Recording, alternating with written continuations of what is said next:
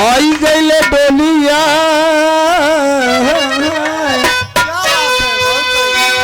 आई गईले डोलिया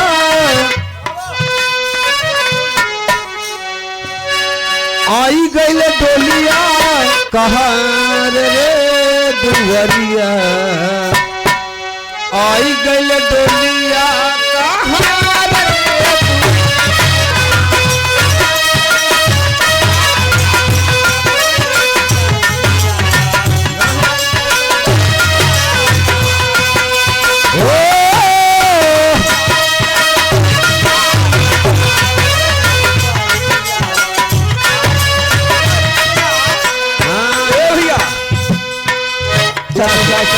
आई गई डोलिया कहाँ रे दुवरिया आई गई डोलिया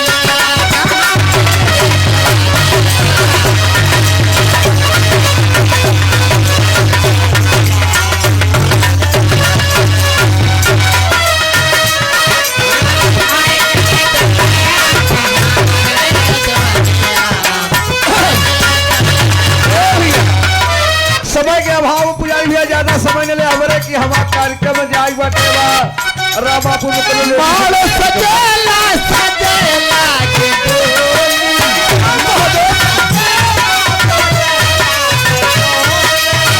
माल सजेला कहे लोग तन से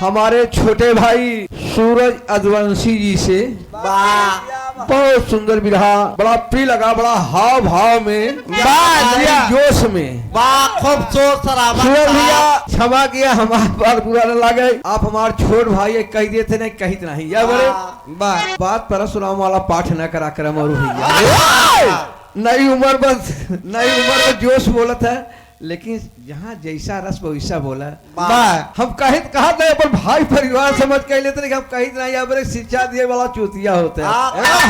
एक एक गीत बड़ा बढ़िया बढ़िया हमारे सूरज भैया बढ़िया गीत लगाए, अच्छी बात ढूंढते ही रह गए।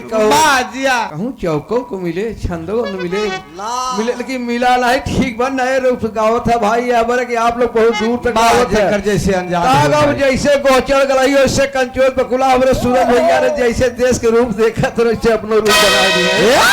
लेकिन हमारे लोग कहना का वास्तव में तो पिरहा बहुत दूर चला गया, सही पिरहा बहुत दूर चला जाओ बा, अब पिरहावा रही कहाँ गो बा। सूरज भैया ठीक बा, बाहर जावा कर पूर्वांचल जावा कर अपने इलाहाबाद वाली कुछ छाप छोड़ जावा कर इतना हमारे एक बात ले लेना या बरे हमारे गुरु कवि रामधार जी तमाम बात कह के चले गए, दोस्त समय की बात है लेकिन दूसरी बात न कहा जाता कर।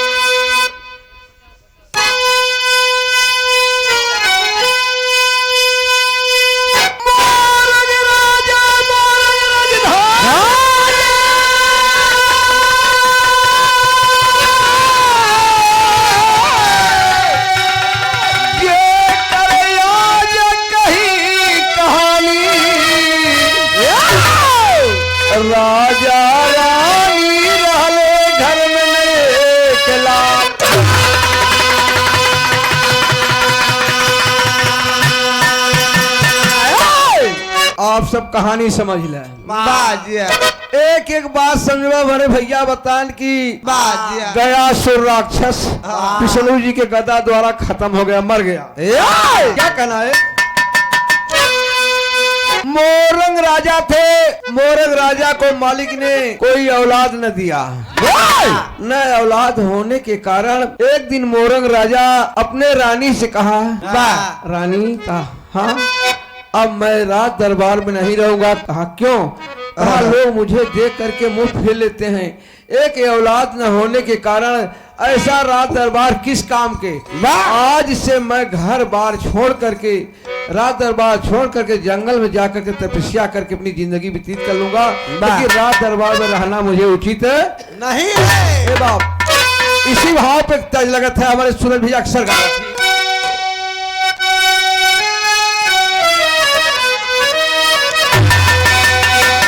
अरे सब कुछ हमें अल्लाह के दिलवर ने दिया है।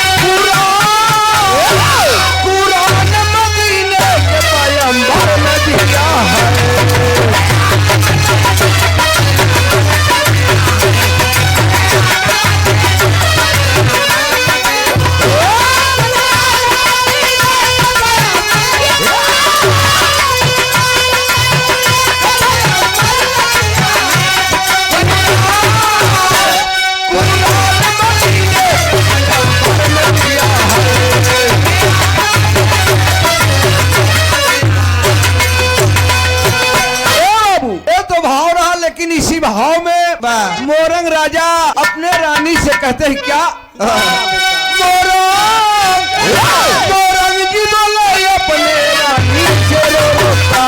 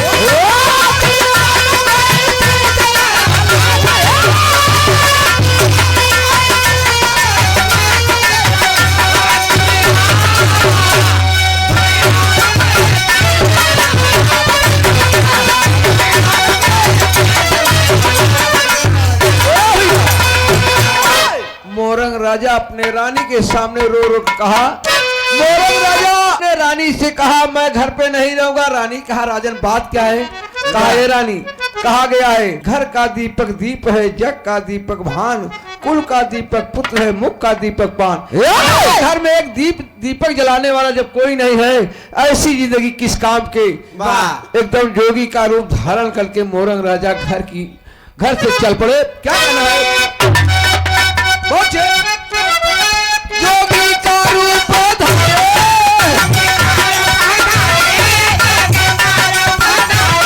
जंगल की ओर निहारे,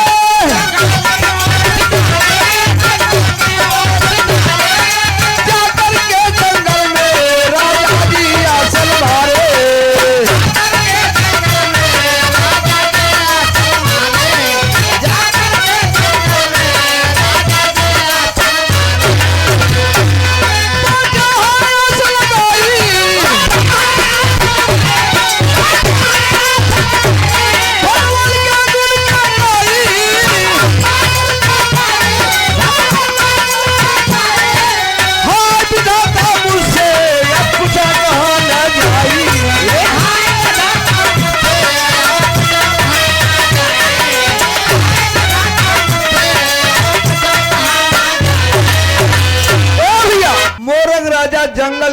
चल दिए। जा करके जंगल में आशा लगा कर बैठ गए।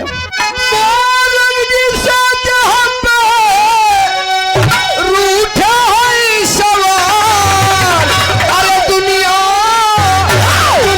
में कोई चीज नहीं औलाद।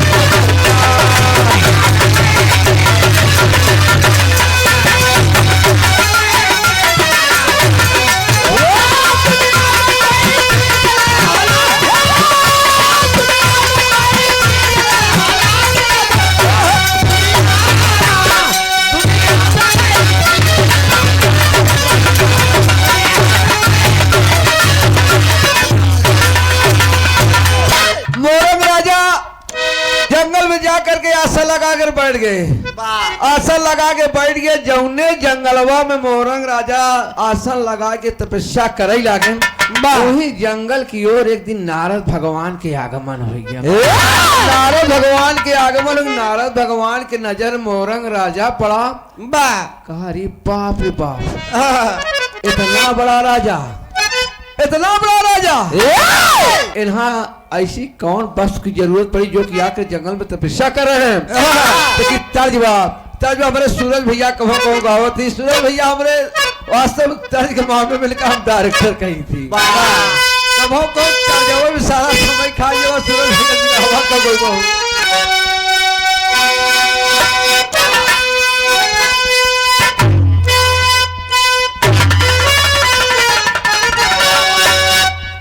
भैया क्या बात है।